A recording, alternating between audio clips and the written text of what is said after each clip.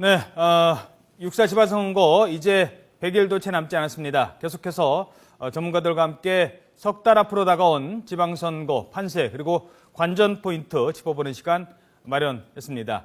먼저 정군기 홍익대학교 교수 나오셨습니다. 안녕하십니까? 그리고 여론조사기관 리서치앤리서치 배종찬 본부장 나오셨습니다. 안녕하십니까? 네. 또 여론조사 전문기관이죠. 엠브레인의 이병일 상무 나오셨습니다. 네. 안녕하십니까? 안녕하십니까? 자, 오늘 조금 전에 정몽준 의원이 드디어 이제 일요일 날 출마 선언하겠다. 사실상 오늘 출마를 이제 얘기를 한 게 되겠는데요. 지금 판세가 이제 점점 더 유권자들 입장에서는 관심을 높여갈 시점인 것 같습니다. 자, 이 물건을 사러 갈 때도요. 내가 물건을 사러 가는 이유가 뭐냐에 따라서 사는 물건이 달라집니다. 예를 들어서 경기가 좀 어려울 때는 싼 물건, 할인 많이 하는 물건을 찾겠죠. 또 날씨가 추운 날은 방한복, 같은 옷이라도 보온 효과가 높은 옷을 사러 가겠죠. 선거를 하러 갈 때도 내가 어떤 목적을 가지고 무엇을 판단하러 가느냐에 따라서도 이 투표의 이 당락, 이 향배가 달라질 겁니다. 그래서 이번 지방선거 그 화두, 예를 들면은 무엇을 가지고 투표를 할 것이냐에 대한 문제가 좀 있는데 이 여론조사 결과가 나왔죠? 네, 이번 지방선거가 어떤 의미를 가지느냐라고 물어보았는데요.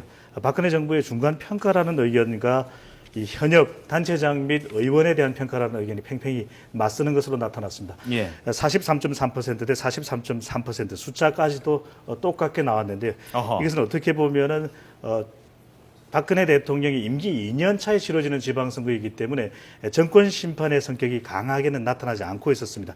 특히 이 서울 지역의 경우가 관심이 매우 높은 지역 아니겠습니까? 그렇죠. 서울만 하더라도 이 현역 단체장에 대한 평가가 45%, 예. 박근혜 정부의 중간 평가라는 성격이 42%로 나타나서 현역 단체장에 대한 평가에 더 방점이 찍혀지는 모습이었습니다. 세대 간으로 보면은 20대에는 이 중간 평가의 성격이 강하다라고 나왔지만 50대 이상에서는 이 48.9%대 38.8%로 현역 인물에 대한 현역 단체장과 의원에 대한 평가가 더 강한 것으로 나타났습니다. 예. 역시 이제 세대별로도 좀 차이가 있는데 여당 입장에서는 아무래도 지방선거, 지방광역단체장, 지방의원을 뽑으니까 지방정부, 그럼 지난번에 우리 도지사가 잘했는지, 우리 시장이 잘했는지를 평가하자고 할 거고요. 야당에서는 이 정권에 대한 심판을 하자라고 얘기를 할 겁니다. 좀 차이가 있는데 왜 그런 건지 분석을 좀 해주시죠. 예, 우선 현 정권하고 지방 정권이 다른 거죠. 정권은 여가 잡고 있고 예. 지방 정권은 지난 선거에서 민주당이 압승으로 서울시장뿐만 아니고 호남 물론이고 충남, 예. 강원까지 예. 해서 정말 꽉 잡고 있는 이런 모습인데 당연히 여당 쪽에서는 지방 정권에 대한 심판론을 부각을 시킬 것이고요. 또 야당 쪽에서는 대통령 박근혜 정부에 대한 심판을 부각시킬. 거기에 대해서 투표 결과가 좀 달리 나올 수 있나요? 그런 어떤 프레임으로 가져가냐에 따라서 어떻게 보십니까?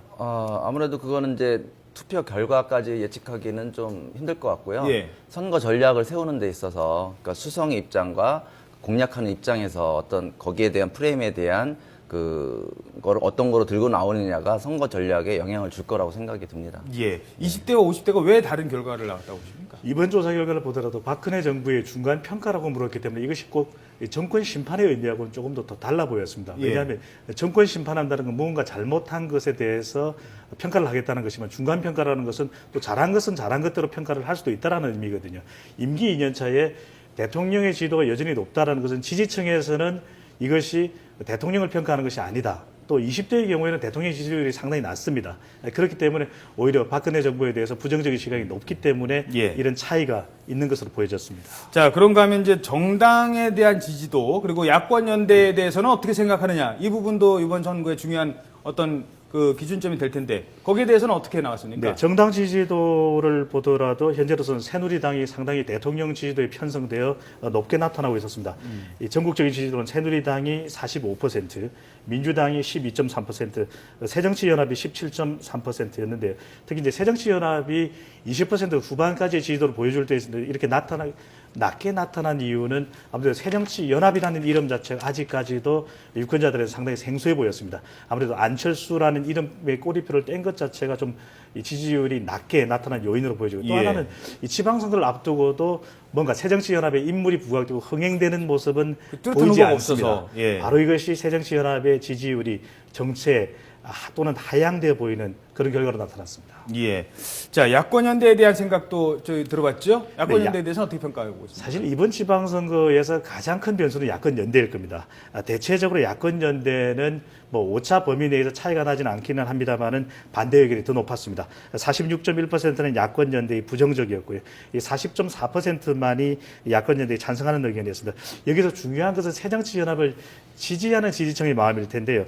이 47.7%대 똑같았습니다. 사실상 47%로 거의 차이가 없었는데 이 새정치연합의 지지층은 압도적으로 또 절대적으로 이 야권 연대를 지지하지 않는다라는 것이 이 새정치연합으로서는 상당히 고민스러운 부분일 것입니다. 그렇죠. 자, 지금 이제 본 것처럼 야권 연대를 하지 않으면 새정치연합이든 민주당이든 지금 이 정당 지지도의 판세만 봐서는 뭐 질 수밖에 없는 여론조사 결과를 보이거든요. 어떻게 보십니까? 야권 연대 가능성. 그래서 이제 야권 연대를 해야 되는데 예. 유권자들 국민의 입장에서는 이제 진부한 거죠. 예. 그동안에 야당 쪽에서 야권 연대 해가지고 재미를 많이 봤지 않습니까? 예. 2010년 지방선거, 2012년 총선에서. 그러다 보니까 또 이제 그 야권 연대를 머릿속에 남겨놓고 있는데 여론조사를 보면은 국민들은 야권 연대를 반대하는 의견이 더 많아서 그렇죠. 참 야당의 고민이 크겠습니다. 예. 왜 반대쪽이 높다고 생각하십니까? 반대쪽이 높은 것은 아무래도 이제 여기 자료도 나와 있지만 50대의 반대 의견이 훨씬 더 높습니다. 예. 아무래도 50대, 60대 이상의 그 새누리당 지지자층의 반대 의견이 높다는 것이고요. 그거는 새누리당이 현재 40% 이상의 지지율을 갖고 있기 때문에 야권 연대는 그 새누리당 입장에서는 좋지 않은 거라는 점이죠. 반면에 20대의 그 야권 연대에 대한 생각은 54%가 찬성입니다. 이거는 이제 젊은 층이나 그 야권 쪽에서는 야권 연대만이 이번 지방선거에서 그 돌파할 수 있는 길이다. 이런 의견이라고 좀 보여집니다. 예. 자, 그러면 서울시장 경선으로 바로 들어가 보도록 하죠. 지금 오늘 뭐 정몽준 의원이 출마 선언을 하겠다라고 얘기를 했습니다만 어떻게 보십니까? 일단 3자 서울시당 새누리당 후보에 대한 그 후보 지지도가 지금 나오고 있는데요. 설명을 좀 해주시죠. 네, 조사 결과를 보면은 화면에 나온 대로 전체적인 수치를 보는 것도 물론 중요합니다. 전체적인 결과는 정몽준 의원이 새누리당 내 지지도에서 35.4%로 김항식 전 총리와 이해운 최고위원을 앞서가는 그런 모습을 보여주고 있거든요. 예. 여기서 중요한 것은 민주당이라든지 다른 정당 지지층의 의견도 포함되어 있기 때문에 새누리당 지지층에서의 결과가 어떤지가 더 중요할 것입니다. 그렇죠. 예. 새누리당 지지층만 살펴보면 오히려 정몽준 의원이 46.6%대 김항식 전 총리가 30.7%로 더 높습니다. 어허. 이렇게 되는 큰 이유 중에 하나는 2010년 지방선거 당시 당대표를 역임했던 것이 바로 정몽준 의원입니다. 예. 어떻게 보면 당내의 결집도라든지 새누리당 지지층으로서는 오히려 우리 당의 인물이라는 인식이 더 강할 수밖에 없을 것 같고요. 예. 아무래도 김항식 총리로서는 20대, 30대 스포츠를 매개로 하고 있는 정몽준 의원이 좀 더 강점이 가지고 있는 부분에 대해서 열세일 수밖에 없는 부분이거든요. 앞으로 남은 과제는 김항식 전 총리가 경선에서 좀 더 유리해지려면 이 새누리당 지지층 내에서 얼마만큼 인지도와 호감도를 높일 수 있는가가 관건으로 보여집니다. 김항식 총리도 아직 출마 선언을 공식적으로는 안 했습니다만 당내 지지 기반 많고 박심만 갖고는 경선에서 이긴다 이렇게 볼 수는 없는 상황이네요. 어떻습니까? 박심이 중요하지 않습니까? 예. 박심을 계속 얻으려고 계속 압박을 하는 모양인데 예. 이 박심을 또 대놓고 여당 쪽에서 또 말하기도 얘기할 수는 그렇고. 없죠. 예. 그래 지금 그 김항식 전직 국민이 큰데 저는 그 한나라당, 새누리당의 그 지금 경선 그 제도를 보면 2대 3대 3대이거든요. 당원, 대의원, 그렇죠. 그다음에 국민 쪽이 50%인데 그 중에서도 체육관에 데려오는 사람 3, 그다음에 2 여론조사인데 예. 지금 35%, 24%, 7%이 정도를 보면은 정몽준 의원이라든가 김항식 전 총리가 그렇게 안심할 수는 없다. 이 이해운 최고위원 같은 경우가 7%의 지지를 받고 있지만 당원 쪽에서는 또 상당히 강합니다. 그래서 예. 그 2대 3대, 3대 2의 이 제도를 보면은 이 세 후보 모두 그 매우 그 박빙의 그 결과가 나올 가능성도 있다. 이렇게 그렇죠. 전망이 됩니다. 그러니까 지금 이게 나오는 거는 일반인을 대상으로 한 지지도입니다. 단순히 누구를 또 선호하세요, 좋아하세요. 근데 당원들이 투표를 하게 돼 있고요. 그 가중치가 더 높고 더 영향력을 미치려면 당일날 경선하는 날 체육관 가서 투표를 하는 분이 더 영향력이 높습니다. 그럼 달라질 수 있다는데 어떻게 보십니까, 상무님? 마찬가지인가요? 예, 저 마찬가지라고 좀 생각이 듭니다. 예, 네. 알겠습니다. 자, 그러면 가상 대결 뭐 얘기가 나왔는데, 자, 3자 대결 한 내용이 있죠. 박원순 민주당 출신 민주당 소속의 서울시장 그리고 새정치연합의 후보가 나온다면 3자 대결을 했을 때 지금으로서는 이럴 가능성이 높거든요. 한번 분석을 해주시죠.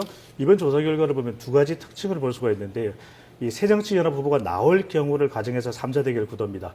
김학식 정촌위 같은 경우에는 31.6%로 박원순 현 시장보다는 9% 가까이 낮게 나타났습니다. 40.1%로 박원순 시장이 앞서고요. 새정치연합의 경우에는 5.6%. 이건 아마도 이 새정치연합의 어떤 특정한 후보가 정해지지 않았기 때문에 이 새정치연합의 지지도보다도 더 낮게 나타난 것으로 보여지고요. 박원순 시장으로서는 여기에 그 결과에서도 보시듯이 새정치연합의 지지층을 상당히 묶어둘 경우에 경쟁에서 유리해질 수 있다는 것이거든요.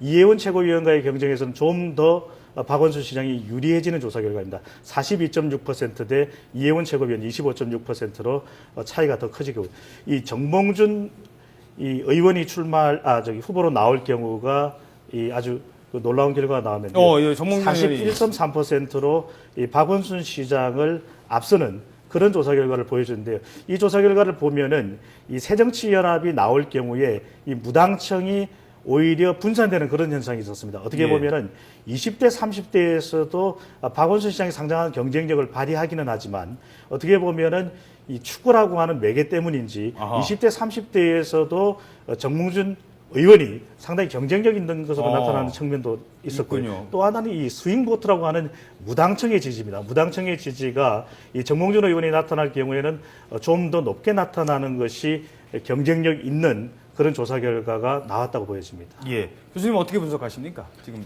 예, 그 정몽준 의원이 3자 구도에서 지난 연말만 해도 이렇게 결과 나왔습니다. 이기는 걸로 나왔다가 예. 다시 연초에 역전이 돼가지고 계속 박원순 시장이 앞서 나갔는데 앞으로 이제 그 역시 야권 연대가 나오면 이 지지율은 계속 엎치락 뒤치락 할 수 있는 상황이 될 것 같고요. 예. 정몽준 의원이 꾸준히 이렇게 지지율이 좋아진 이유는 저는 그 지금 여러 가지 상황으로 봅니다.